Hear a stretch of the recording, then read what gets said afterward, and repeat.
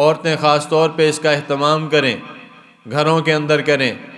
اولادیں اللہ نے دی ہیں، ان کو عالم بناؤ، حافظ بناؤ، دیندار بناؤ، اللہ والا بناؤ، اللہ کا ولی بناؤ، ان کو مکتب میں داخل کراؤ، مسجد میں بھیجو، مسجد سے تعلق بناؤ ان کا، تو انشاءاللہ یہ آنے والے جو دن ہیں ان کے اندر یہ بچے بھی آپ کے لیے صدقہ جاریہ بننے ہیں، یہ بن جائیں گے صدقہ جاریہ۔ ماؤں نہیں بنائے سارے، ماں کی تربیت سے بچہ اپنے قدموں پہ کھڑا ہوتا ہے، ماں کی تربیت سے اس کو۔ اور حضرت پیر عبد القادر جیلانی رحمہ اللہ علیہ کا مشہور واقعہ ہے کہ ماں نے جو ہے وہ علم حاصل کرنے کے لیے بھیجا، طالب علم بنا کے، تو ساتھ یہ وصیت کی کہ بیٹا کبھی جھوٹ نہ بولنا۔ ماں کی گود سے پرورش ملتی ہے، ماں کی گود سے تربیت ملتی ہے۔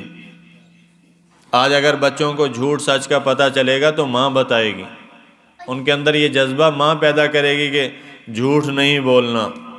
تو ماں نے جاتے ہوئے وصیت کی، یہ جتنے بیوروکریٹ ہیں، سیاستدان ہیں، اگر ان کی تربیت صحیح ہوئی ہوتی تو آج ان میں سے کوئی ایک بھی جھوٹ نہ بولتا۔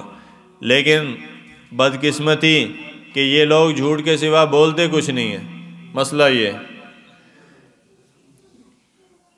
تو ماں نے کہا بیٹے سے کہ بیٹا جھوٹ نہ بولنا، اور 30 روپے جو نا ان کے جیب میں سی دیے، اندر کی طرف سے سی دیے تاکہ قافلہ جا رہا ہے کسی کو پتہ نہ چلے کہ یہ کول پیسے آگے، اور بھیج دیا۔ بغداد سے گئے، مدرسے کی طرف قافلہ چل پڑا، راستے میں ڈاکوؤں نے آ لیا، ڈاکو پڑ گئے، انہوں نے سب کو چھینا جھپٹی شروع کر دی۔ ایک ڈاکو ان کے پاس بھی آیا، بچے کے پاس، بچے تیرے پاس کیا ہے؟ انہوں نے کہا میرے پاس 30 روپے ہیں۔ انہیں تلاشی لی، کتے بھی کوئی نہیں۔ انہوں نے کہا جھوٹ بولتا ہے؟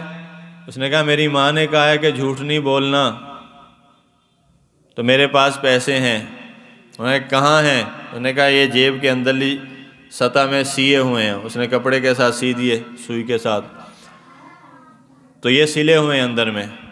تو اس نے ہاتھ ڈالا، اس کو پھاڑ کے اس نے وہ 30 روپے نکال لیے، اس نے وہ سکے نکالے۔ نکالنے کے بعد اس نے اپنے سردار کے پاس اس کو پیش کیا، بچے کو سردار کے پاس لے آیا،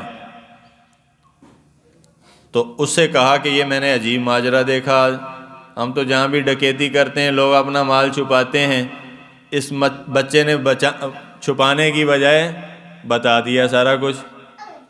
اس نے پوچھا کہ بیٹا کہ تجھے کس نے کہا کہ تو اس طرح کر؟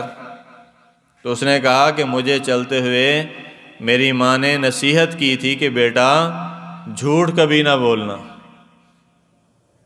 ماں کی یہ نصیحت اس بچے کے دل کے اندر چلی گئی، اور اس مقام پہ بھی کہ اس کو پتہ ہے کہ ڈاکو نے تو چھین لینے، لیکن اس کے باوجود اس نے جھوٹ نہیں بولا، اس نے سچ ہی بتایا۔ جب اس سردار نے یہ بات سنی، اس کی آنکھوں میں آنسو آ گئے کہ بدلنے کا ہر انداز اللہ کا اپنا ہی ہے کہ کب زندگی بدل دیں اللہ، کس کی بات سے بدل دیں، کس جگہ پہ کس موڑ پہ اللہ قبول کر لیں، کسی کا نہیں پتہ ہوتا۔ اس لیے کہتے ہیں کہ اپنی نیکی پہ فخر نہ کرو اور کسی کی برائی پہ ہنسا مت کرو، کیا پتہ کہ اس کا انجام کیسا ہو اور تیرا کیسا ہو، اور کیا پتہ کب اللہ اس کو توبہ کی توفیق دے دیں، اور تیری داڑھی، تیری نماز، تیری پگڑی، تیری ٹوپی، تیرا تقوی پتہ نہیں اللہ کو قبول ہو یا نہ ہو۔ تو اس لیے کسی کو حقیر نہیں سمجھنا چاہیے۔ تو جب اس نے دیکھا، اس کی یہ بات دل کے اندر گڑ کر گئی اور تیر کی طرح اس کے پیوست ہوئی، اور وہیں پہ اس کی دل کی دنیا بدل گئی۔ اس نے کہا کہ میں نے تو ساری عمر ڈاکے مارے، اپنے رب کی نافرمانی کی، میرے رب نے ان کاموں سے مجھے منع کیا تھا، اور اس کی ماں دیکھو کیسی نصیحت کرنے والی، کیسی پاک ماں ہوگی وہ، کہ جس نے اس بچے کو کہا کہ جھوٹ نہیں بولنا۔ بچے نے اپنے ماں کی اس بول کی لاج رکھی، اور اس ایک بول پہ سچ بول کے اس نے اپنے پیسے ہمارے حوالے کر دیے۔ میں اپنے رب سے، میں نے بھی ایک عہد کیا تھا، لیکن میں اس عہد پہ پورا نہیں اتر سکا۔ أَلَمْ يَأْنِ لِلَّذِينَ آمَنُوا أَن تَخْشَعَ قُلُوبُهُمْ لِذِكْرِ اللَّهِ۔ قرآن کہتا ہے کیا ابھی وہ وقت نہیں آیا کہ تمہارے دل اللہ کی طرف جھک جائیں اور ڈر جائیں اللہ سے اور اللہ کی طرف انابت اختیار کر جائیں۔ یہ وقت آ گیا اور اس نے فوراً وہیں پہ سارا لوٹا ہوا مال واپس کیا، اپنے ساتھیوں کو جمع کر کے سب کے سامنے توبہ کی اور اللہ کے حضور پھر وہ وقت کا ولی بن گیا۔ ایک ماں کی نصیحت نے دل بدل دیا۔